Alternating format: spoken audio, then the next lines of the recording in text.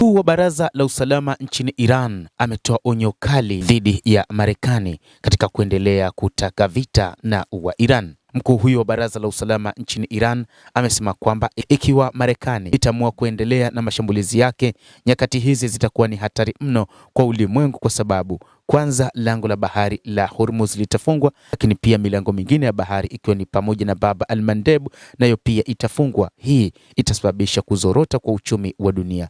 Mohamed Bagher Zolkadir ameeleza hayo. Uhamasishaji unaoendelea wa Marekani utaimarisha kufuli katika lango la bahari la Hormuz na maeneo mengine.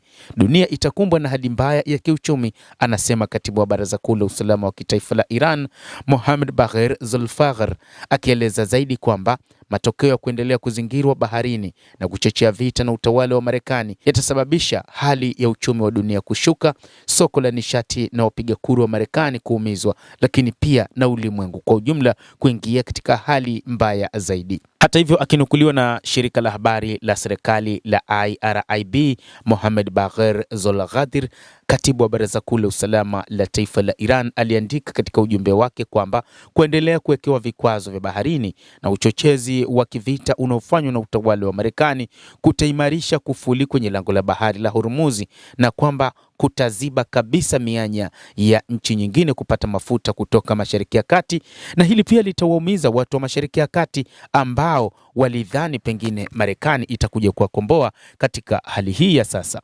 Lakini hali itakuwa ni ngumu zaidi katika siku zijazo ikiwa wataamua kuungana na Marekani katika kuhakikisha wanaiangamiza Iran.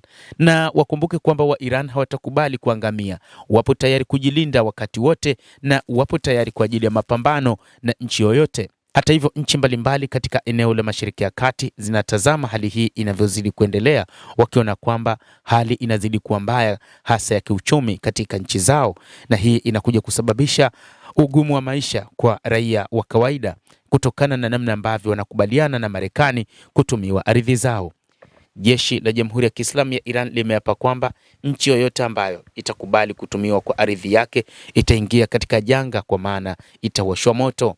Mohamed Bagher Zolkadir, katibu wa Baraza Kuu la Usalama wa Taifa la Iran, ameeleza wazi akisema kwamba uchumi wa kimataifa, soko la nishati na raia wa ulimwengu watalipa gharama kubwa mno nyakati hizi, kwa sababu Iran haitokubali kushambuliwa na itajibu vikali kila aina ya shambulizi ambalo litaingia katika taifa hilo. Lakini pia Iran imekuja na mbinu mpya kwamba haitokubali kushambuliwa kwanza.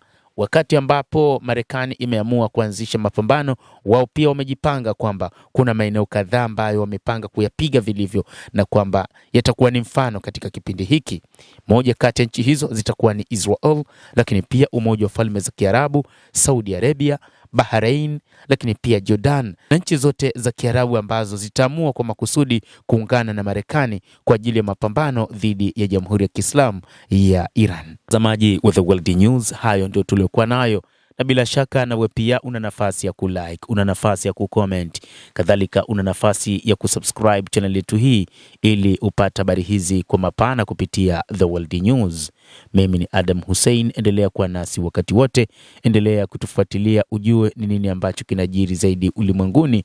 Tutakufahamisha kupitia hapa The World News.